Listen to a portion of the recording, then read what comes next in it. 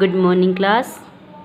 जैसे हम संधि प्रक्रिया कर रहे थे तो आज करेंगे हम अयादि संधि। कल हमने की थी वृद्धि संधि। वृद्धि संधि की पुनरावृत्ति कर लेते हैं एक बार। उसमें क्या था, ए आ के पश्चात ए आई ओ औ इनमें से कोई आ जाता है तो क्रमशः ए आई के पश्चात आएगा आई और ओ औ आ जाता है ए आ के पश्चात तो औ आदेश होगा, अर्थात दीर्घ जो वर्ण हैं वही आदेश होंगे।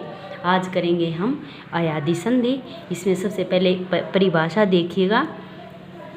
आप इस संधि को इसके जो शब्द इसका नाम है उससे भी याद कर सकते हैं। आपको उसका संबंध स्थापित हो सकता है, आपको याद आ जाएगा कि अयादि संधि कौन सी होती है। ये आगे करेंगे हम। एक बार परिभाषा देखते हैं संस्कृत में। ए आई ओ औ 4 वर्ण हैं, ये इन्हीं चारों की है, बस इन चारों की ही अयादि संधि। ए आई ओ औ वेति वर्णस्य पश्चात को अपि सवर वर्णः आगच्छति चेत तत्स्थाने क्रमशः अय आय औ आव वा आदेशः भवति। अर्थात ए आई ओ औ इन वर्णों के पश्चात को अपि सवर वर्णः कोई भी सवर वर्ण आ जाता है, चेत तत्स्थाने उनके स्थान पर क्रमशः अय आय अव आव व आदेश भवति। देखो, ए के पश्चात कोई स्वर आ जाए तो क्या आदेश होगा। ये देखो, ए के पश्चात कोई स्वर आता है तो अय, आई के पश्चात कोई स्वर आ जाता है तो आय, ओ के पश्चात कोई स्वर आ जाता है तो अव, औ के पश्चात कोई स्वर आ जाता है तो आव आदेश होगा। अब आप इनको अयादि संधि का इससे आप संबंध स्थापित कर सकते हैं कि अय आय, इसमें भी अय है, इसमें भी अय है। अय आय जिसमें आते हैं वो अयादि संधि है और इसमें शुरू ये जो 4 वर्ण ही हैं ए आई ओ औ, इनके पश्चात कोई भी वर्ण आता है तो क्रमशः अय आय अव आव आदेश होंगे। इनके उदाहरण देखते हैं हम। उदाहरणानि ने जमा अनम। ने इसमें पूर्व पद है, अनम उत्तर पद है। पूर्व पद का अंतिम वर्ण क्या निकलता है, ए। उत्तर पद का प्रथम वर्ण क्या निकलता है, ए। अर्थात ए के सामने आ गया ए। अब देखना, ए के सामने ए आया है और परिभाषा में क्या कंडीशन थी कि कोई भी स्वर आ जाए इनके पश्चात तो ए आया है तो क्या आदेश होगा, अय। तो न अलग था, ए और ए के स्थान पर अय हो गया, आगे नम है तो क्या हो गया, न पूरा हो गया, ये अलंत था, न पूरा ये न में क्या रूप सिद्ध होता है, नयनम। आगे अगला उदाहरण देखिए। गई जमा अकह।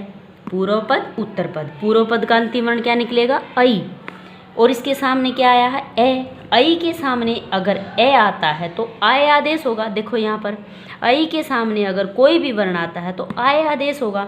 तो ग इधर बच जाता है आधा बिना स्वर का। आगे आई और ए के मेल से आय और क तो क्या हो गया, आ अपने मात्रा रूप में चला गया कै के साथ और यह गाय कह है। पो जमा अनम। अगला उदाहरण है पो जमा अनम। अब देखिएगा, पूर्व पद का अंतिम वर्ण क्या निकलता है, ओ और उत्तर पद का प्रथम वर्ण क्या निकलता है, ए। तो इससे क्या होता है, प जमा ओ ए।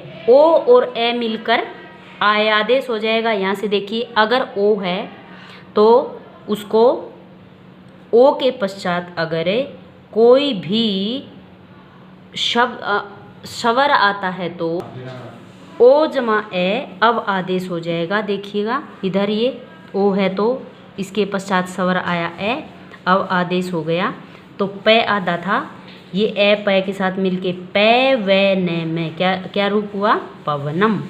आगे उदाहरण है पौ जमा अकह है। पौ, पौ में से अंतिम वर्ण क्या निकलता है, औ। सामने क्या है, उत्तर पद का प्रथम वर्ण ए तो औ जमा ए आव आदेश हो जाएगा। देखिए, औ के सामने अगर कोई वर्ण आता है तो आव आदेश होगा तो क्या रूप सिद्ध होता है, पावक है। इस प्रकार अयादि संधि हमारा संधि का ये चैप्टर पूरा होता है। हम एक बार इसकी फिर से कल पुनरावृत्ति करेंगे। आप इस वीडियो को ध्यान से देखिए, ऐसे ही अन्य उदाहरण कीजिए और ये जो संधि प्रक्रिया है इसको, सामान्य प्रक्रिया इसमें जो होती है जिस संधि में, उनको अच्छे से याद कीजिए। Thank you.